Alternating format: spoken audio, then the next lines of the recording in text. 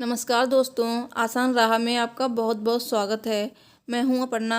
आज हम बात करेंगे हरि प्रबोधिनी एकादशी के बारे में, या आप देवउठनी एकादशी भी कह सकते हैं।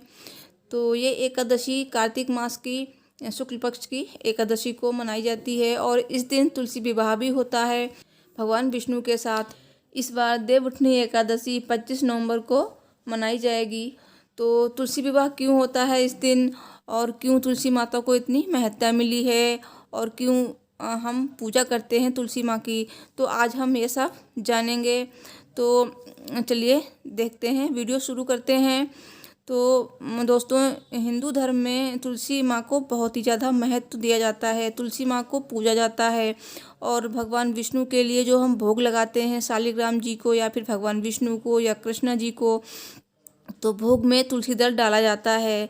अगर जब तक हम तुलसी दल नहीं डालते हैं तब तक भगवान जी भोग को स्वीकार नहीं करते हैं।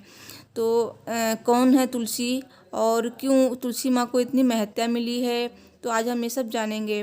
और हरि प्रबोधिनी एकादशी को जब भगवान विष्णु योग निद्रा से जागे थे, तो उसी दिन उनका विवाह तुलसी माँ के साथ हुआ था। तो आइए जान लेते हैं कि तुलसी हैं कौन। तो तुलसी पूर्व जन्म में एक लड़की थी जिनका नाम वृंदा था। तो राक्षस कुल में इनका जन्म हुआ था। बचपन से भगवान विष्णु की बहुत ही ज़्यादा पूजा करती थी, परम भक्त थी। और वो बड़ी हुई तो उनका विवाह राक्षस कुल में जन्मे जलंधर से हो गया। तो वो राजा थे, जलंधर समुद्र से उत्पन्न हुए थे। वृंदा बड़ी ही पतिव्रता स्त्री थी, सदा अपने पति की सेवा किया करती थी। एक बार देवता और दानवों में युद्ध हुआ। जलंधर जब युद्ध पर जाने लगे तो वृंदा ने कहा, स्वामी आप युद्ध पर जा रहे हैं, आप जब तक युद्ध में रहोगे मैं पूजा में बैठकर आपकी जीत का अनुष्ठान करूंगी। तो जब वापस नहीं आओगे जब तक मैं संकल्प नहीं छोड़ूंगी। तो जलंधर तो युद्ध में चले गए और वृंदा व्रत का संकल्प लेकर पूजा में बैठ गई। उनके व्रत के प्रभाव से देवता भी जलंधर को जीत नहीं सके, क्योंकि वो बहुत ही ज़्यादा पतिव्रता स्त्री थी। ऐसे में सारे देवता जब हारने लगे तो विष्णु जी के पास गए। सबने भगवान से प्रार्थना की। भगवान कहने लगे कि वृंदा मेरी परम भक्त है, मैं उसके साथ छल नहीं कर सकता।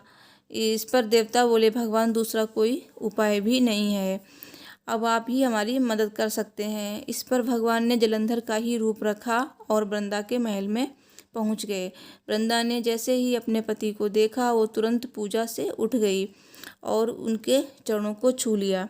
लेकिन जैसे ही वृंदा का संकल्प टूटा, युद्ध में देवताओं ने जलंधर के सिर को काट दिया और जलंधर को मार दिया और उनका सिर काटकर अलग कर दिया।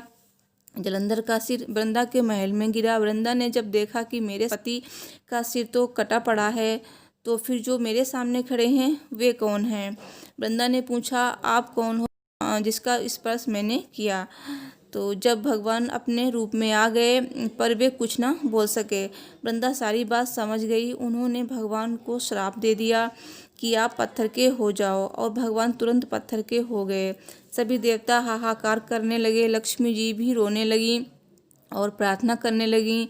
तब वृंदा जी ने भगवान को वापस वैसा ही कर दिया और अपने पति का सिर लेकर वो सती हो गईं। उनकी राख से एक पौधा निकला। तब भगवान विष्णु जी ने कहा, आज से इनका नाम तुलसी है और मेरा एक रूप इस पत्थर के रूप में रहेगा, जिसे शालिग्राम के नाम से तुलसी जी के साथ भी पूजा जाएगा, और मैं बिना तुलसी जी के भोग स्वीकार नहीं करूँगा। तब से तुलसी जी की पूजा सभी करने लगे और तुलसी जी का विवाह शालिग्राम जी के साथ कार्तिक मास में किया जाता है। देव उठावनी एकादशी के दिन इसे तुलसी विवाह के रूप में मनाया जाता है। तो दोस्तों, ये थी कहानी तुलसी माता की महिमा की। तुलसी माता को शालिग्राम जी के साथ पूजा जाता है देवउठनी एकादशी वाले दिन कार्तिक मास में। तो इस तरह से आप पूजा कर सकते हैं, और तुलसी माता के बिना तो भगवान भोग भी स्वीकार नहीं करते हैं। तो दोस्तों, मेरी ये वीडियो आप लोगों को अच्छी लगी हो तो प्लीज़ मेरे चैनल को सब्सक्राइब कीजिए।